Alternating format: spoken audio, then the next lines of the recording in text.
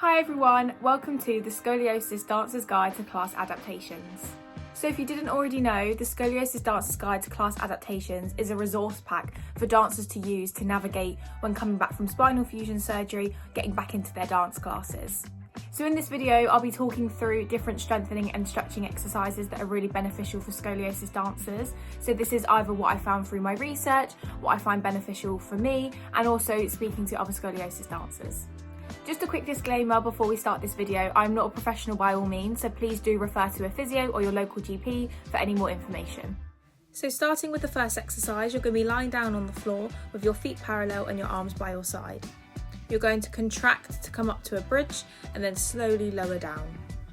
The way I think about it is that you have a marble on your stomach, and your contraction before you bridge up, you let the marble roll into your belly button, so when you roll up, the marble doesn't move, and when you come down, you release. This is a good strengthening exercise for your core, so will really help you in your dance classes. This exercise is a great one to include in your warm-ups before a day of dancing, because not only does it help strengthen your core, it also helps with your spinal mobility too. The amount of times you do each exercise will be different for you, so just go to where you can and do as many as you think you should. The next exercise is toe taps. So lifting your legs, you want your knees to be parallel with your hips, and slowly, one leg at a time, you're going to be tapping your toe on the floor and then bringing back your leg to meet your other leg in the air. This again is a super beneficial one for strengthening your core and is great for engaging your core for a day of dancing. For example, if you're going to be doing lots of pirouettes, that will really help hold your posture and engage your core. You'll see throughout this video a lot of them are strengthening core exercises, because holding your posture is a main thing when dancing with scoliosis, so having that strong core will help with your posture and your alignment too. This exercise is called a Superman, so making sure your arms and your knees are on the ground parallel. So every time you reach your arm and your leg out, they're going up at the same time, and they're also coming back down to the ground at the same time too. Make sure to engage your core to avoid any wobbling also.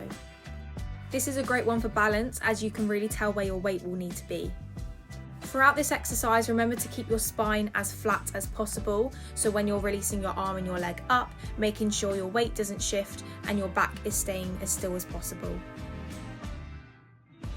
The next exercise is a plank. Now again, this is going to be really different for everyone depending on how this feels for you. Personally for me, I prefer to keep my knees down, as having my knees off the ground creates a lot of pressure on my spine. So for plank, you can either do it in your hands or your forearms, whatever you prefer, but just making sure you're pulling up from your shoulders so you're not relaxing into them, and trying to keep your spine as in line and as straight as possible. Now again, the amount of time you spend on plank will be different, but try to at least get to 30 seconds, and in the future you can try and build up and try at least get to a minute and a half. So the next exercise is swimmers. So you're going to be lying on your front and you're going to be paddling your arms and paddling your legs. So depending on the placement of your rods will depend on how far up your top half of your body can go. So as you can see, I can't get off the ground too much. So I just go to wherever feels comfortable and just try to go for as long as you can. So I try and do about 30 seconds before it causes me any kind of discomfort. But again, this is just one you can build on in the future. This exercise again will help with the mobility of your spine and also strengthen your core. The last strengthening exercise is dorsal raises. So again, lying on your front, you're going to be having your hands either side of your ears, and you're just trying to come up and release down as far as you can go.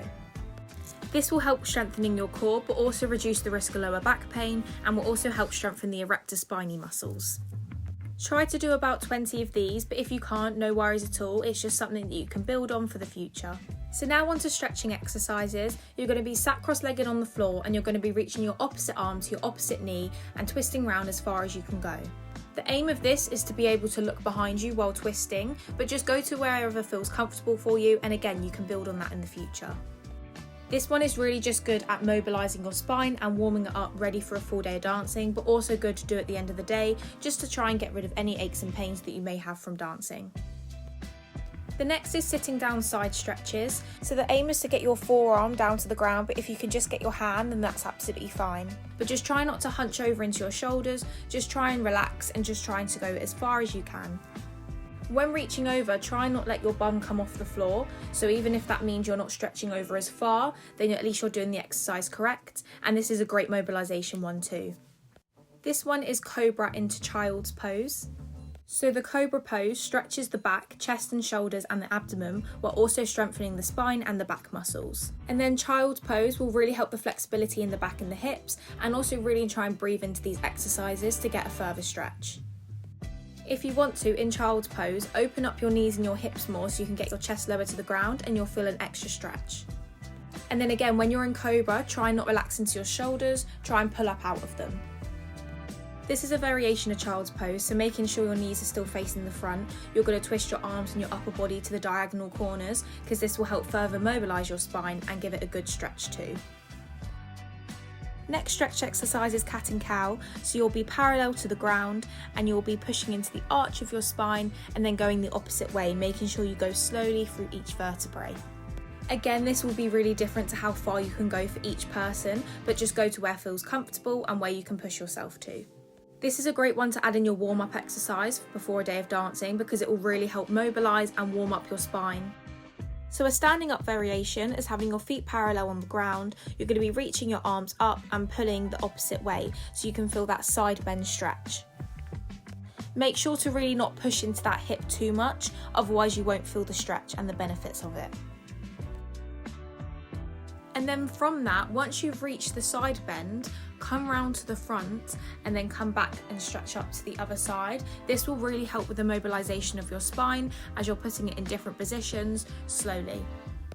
Here's just a sideways angle just to show you. So when you're coming, you're finding that curve in the bottom, and then once you come round to the other side, slowly stretch your legs and then just repeat going all the way around. Lastly are laying down twists. So we've done standing up, sitting down, and now we're doing laying down ones. So you're going to bring your opposite leg to the other side of your body and face round to the other side. When you're doing this, make sure you're not bringing your opposite shoulder blade off the floor. So as you can see here, my right leg is twisting across me, but I'm not letting my right shoulder blade come off the floor. So even if that doesn't mean my leg goes on the floor as far as I want it to, at least I'm feeling the stretch and doing it correctly.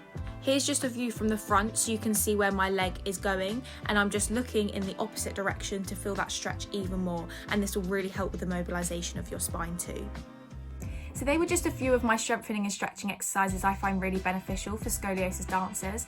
Please, if you want any more information, click on the link down below as it will take you to my full resource pack where you can get so much more information about navigating your way back into dance classes.